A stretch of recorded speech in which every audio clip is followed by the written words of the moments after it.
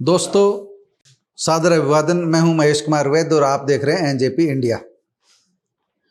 आज के तमाम समाचार पत्र यह बता रहे हैं कि कल दिल्ली में हुई बैठक में कांग्रेस के केंद्रीय नेतृत्व ने राजस्थान के मुख्यमंत्री अशोक गहलोत और पूर्व उप मुख्यमंत्री रह चुके सचिन पायलट के बीच सुलह करवा दी है।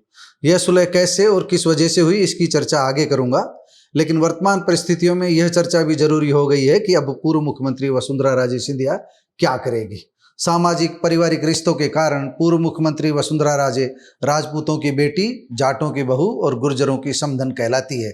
साथ ही पूर्व सीएम के पास समर्थकों की व्यक्तिगत बड़ी टीम भी मौजूद है। लेकिन इतना गणित साथ होते हुए भी अमित शाह की रैली में उन्हें तब बोलने का अवसर दिया गया जब शाह ने मंच संचालन कर रहे विपक्ष के नेता राजेंद्र सिंह राठौड़ को इसकी याद दिलाई। यह एक सप्ताह पहले की बात है। पूर्व निर्धारित कार्यक्रम के अनुसार तो राजस्थान भाजपा प्रदेश अध्यक्ष सीपी जोशी के बाद वह शाह से पहले वसुंधरा राजे को ही बोलने के लिए आमंत्रित करना था, लेकिन राठौड़ ऐसा करना भूल गए। इसमें भूल की वजह राजनीति भी देखी जा रही है, परंतु मेरी समझ से यह भूल होना भी वसुंधरा के प्रति राजस्थान भाजपा के कुछ वरिष्ठ नेताओं का जानबूझकर गैर गंभीर होना भी है। आइए अब बारी बारी से दोनों सवालों का जवाब तलाश करते हैं। पहला सवाल है, गहलोत और पायलट की सुलह किस वजह से हुई। हमारा मानना है कि कर्नाटक और हिमाचल में कांग्रेस का शानदार प्रदर्शन दिखाना, छत्तीसगढ़ व मध्य प्रदेश जैसे चुनावी राज्यों से कांग्रेस के लिए आ रही सकारात्मक सूचनाएं और लंबे समय बाद राजस्थान में एंटी इनकम्बेंसी का न होना ऐसे कारण रहे जिसके चलते पायलट जैसे वरिष्ठ युवा नेता ने मल्लिकार्जुन खड़गे और राहुल गांधी की सुलह की पहल को बिना अधिक बहस का स्वीकार कर लिया। सचिन के पास इससे बेहतर कोई विकल्प भी नहीं था। हाँ, कांग्रेस अगर उनका अपमान करती तो सचिन के लिए दिशा बदलना मुश्किल नहीं था, मगर खड़गे हुए राहुल ने राजस्थान को छत्तीसगढ़ से भी अधिक गंभीरता से लिया और गहलोत पायलट दोनों को इस बात पर राजी कर लिया कि राजस्थान विधानसभा के चुनाव में सीएम पद का चेहरा पहले घोषित नहीं किया जाएगा। मतलब साफ है कि हाईकमान ने तुरुप का इक्का अपने पास रखा है।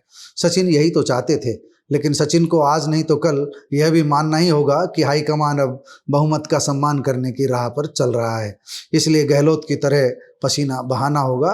इतना होने पर भी इस बात की गारंटी नहीं है कि राजस्थान में कांग्रेस लगातार दूसरी बार सत्ता में आएगी ही, लेकिन एक गारंटी तो है ही कि मिलकर लड़ेंगे तो पार्टी अपना बेस्ट दे पाएगी। इसी क्रम में सत्ता के लिए भाजपा भी पूरी ताकत लगाएगी। मोदी और शाह किसी भी सूरत में राजस्थान को हाथ से छीनने का प्रयास करेंगे। एक बात भाजपा के पक्ष में है कि राजस्थान में अब तक एक बार भाजपा तो अगली बार कांग्रेस सरकार बनती रही है। कांग्रेस इस परंपरा को बदलने तो भाजपा इस परंपरा को लपकने के लिए काम कर रही है। अब दूसरे सवाल को एक बार दोहराता हूँ। सवाल यह है कि अब राजपूतों की बेटी, जाटों की बहू और गुर्जरों की समधन वसुंधरा राजे क्या करेगी।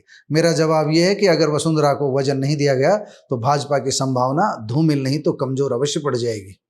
मैंने इस स्टोरी के टाइटल में वसुंधरा बनाम आदर्श और हुड्डा बनाम आदर्श लिखा है, तो इसके अपने मायने हैं। जिस तरह की स्थिति हरियाणा कांग्रेस में पूर्व मुख्यमंत्री भूपेंद्र सिंह हुड्डा की है, ठीक वैसी ही स्थिति राजस्थान भाजपा में वसुंधरा के पास है। हुड्डा और वसुंधरा दोनों के पास विधायकों और पार्टी के अंदर एक बड़े वर्ग का समर्थन है। इसी के बूते दोनों समय समय पर दिल्ली को आंख भी दिखाते रहे हैं। मोदी शाह इस बात को जानते हैं। हालात को देखते हुए ऐसा लगता है कि दिल्ली की सत्ता को बरकरार रखने के लिए गुजराती बंधुओं की जोड़ी को वसुंधरा को वजन देना ही होगा। हरियाणा में मनोहर लाल की स्थिति ऐसी है जहां हाईकमान संतुष्ट है। मनोहर संगठन के व्यक्ति हैं, उन्हें अपने वोट बैंक की चिंता नहीं है, जबकि वसुंधरा व हुड्डा की ताकत व्यक्तिगत समर्थक हैं। हाईकमान इस परिस्थितियों को बदलने का इच्छुक तो है, मगर इसके लिए अभी सही वक्त नहीं आया है।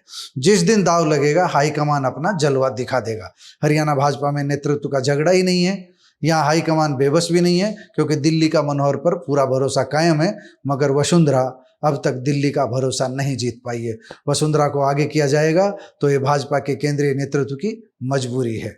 देखते हैं राजस्थान विधानसभा चुनाव के रण को जीतने के लिए किस पार्टी की ओर से क्या चाल चली जाती है। यह देखना भी इस बार रोचक होगा कि आम आदमी पार्टी राजस्थान में कितनी खास बन पाती है। एक सवाल अभी से हवा में तैर रहा है। सवाल है कि क्या आम आदमी पार्टी गुजरात की तरह भाजपा के लिए मददगार साबित होगी।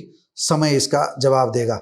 फिलहाल चर्चा इस बात की है कि गहलोत और पायलट मिलकर लड़ेंगे। मुझे तो भीतरघात का संशय है, मगर ये काम केवल पंजा दल में नहीं, कमल दल में भी होगा। खड़गे व राहुल गांधी ने अगर राजस्थान के 30 से अधिक नेताओं को दिल्ली बुलाकर सुलह का फार्मूला निकाला है, तो एक बात तो तय है कि भाजपा को पहले से अधिक मेहनत करनी होगी, पहले से अधिक पसीना बहाना होगा। कांग्रेस उसे तस्तरी में रखकर सत्ता नहीं सौंपने वाली। धन्यवाद।